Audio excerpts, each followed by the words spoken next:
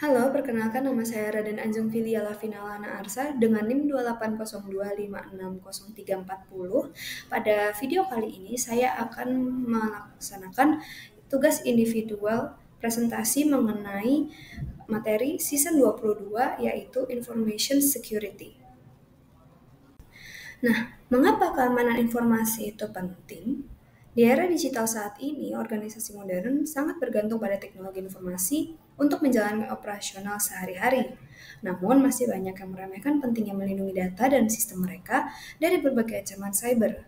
Sayangnya, keamanan informasi seringkali dianggap sebagai tanggung jawab tim IT saja.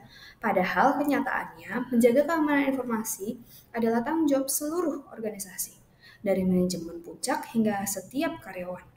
Tanpa kesadaran kolektif, pertahanan terhadap ancaman cyber pun tidak akan benar-benar efektif. Yang perlu kita ingat yaitu data adalah aset yang penting.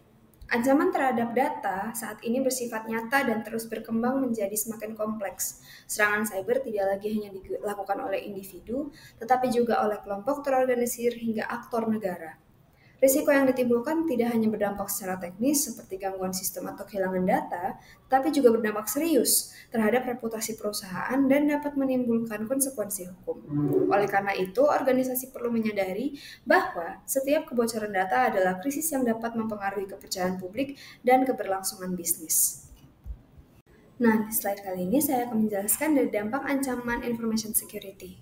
Ketika terjadi insiden kebocoran data, dampaknya bisa langsung dirasakan oleh pelanggan. Pelanggan akan terganggu, data pribadi mereka terancam, dan kepercayaan pun akan menurun.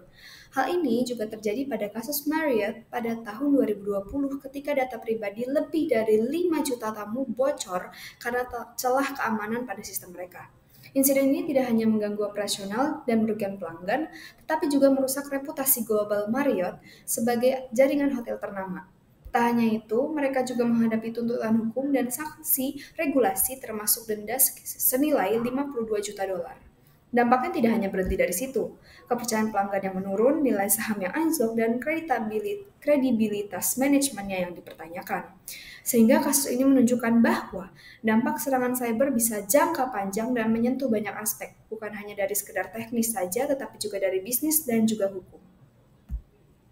Jenis-jenis kejahatan cyber hadir dalam berbagai bentuk. Salah satunya yaitu cybercrime seperti pencurian data, serangan DOS atau denial of service, dan penyebaran malware menjadi ancaman umum bagi banyak organisasi. Namun, jika kita bicara dalam skala yang lebih besar, ada namanya cyberwar, di mana negara-negara seperti Rusia dan Ukraina terlibat dalam serangan digital yang berdampak luas terhadap infrastruktur dan stabilitas nasional. Lebih dari itu, ada juga muncul model Crime as a Service atau CAS yang memungkinkan siapapun, bahkan tanpa keahlian teknis, untuk menyewa layanan kejahatan digital di pasar gelap, seperti menyewa botnet atau membeli malware. Teknologi sosial seperti media sosial juga dimanfaatkan untuk manipulasi informasi dan rekayasa sosial atau social engineering. Hal ini menunjukkan bahwa ancaman cyber tidak hanya datang dari individu, tetapi juga kelompok kriminal terorganisir dan bahkan negara, dengan skala dan dampak yang jauh lebih besar. Di dunia digital saat ini menjadi medan pertempuran baru dan perlindungan data tidak bisa lagi dianggap remeh. Tak peduli besar atau kecil, semua jenis organisasi berpotensi dampak oleh serangan cyber. Dampak yang ditimbulkan bisa sangat luas, mulai dari disrupsi operasional yang menyebabkan layanan berhenti, hingga pelanggaran privasi yang melibatkan data pelanggan atau karyawan.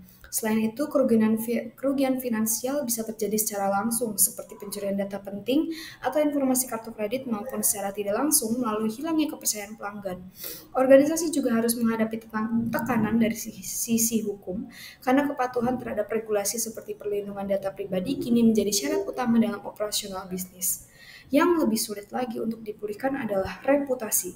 Sekali kepercayaan publik hilang, akan sangat sulit untuk mendapatkannya kembali. Oleh karena itu, keamanan informasi tidak lagi bisa dianggap sebagai isu teknik semata, melainkan harus menjadi bagian integral dari strategi bisnis jangka panjang. Di era digital yang terus berkembang, resiko keamanan informasi semakin tinggi karena banyaknya titik akses baru seperti perangkat mobile, remote work, dan IoT yang sulit dikontrol sepenuhnya. Selain itu, kemajuan teknologi juga mempermudah serangan yang tidak hanya bersifat teknis, tetapi juga manipulasi psikologis seperti social engineering dan juga deepfake. Oleh karena itu, organisasi wajib menerapkan strategi keamanan informasi yang dinamis dan proaktif agar mampu melindungi data serta menjaga kepercayaan dalam lingkungan yang semakin kompleks dan rentan. Sebelum saya mengakhiri video ini, izinkan saya memberikan pantun. Burung terbang tinggi ke angkasa, menyapa pagi penuh ceria. Terima kasih atas waktu dan perhatian semua. Semoga apa yang disampaikan bermanfaat serta bermakna. Terima kasih atas perhatiannya.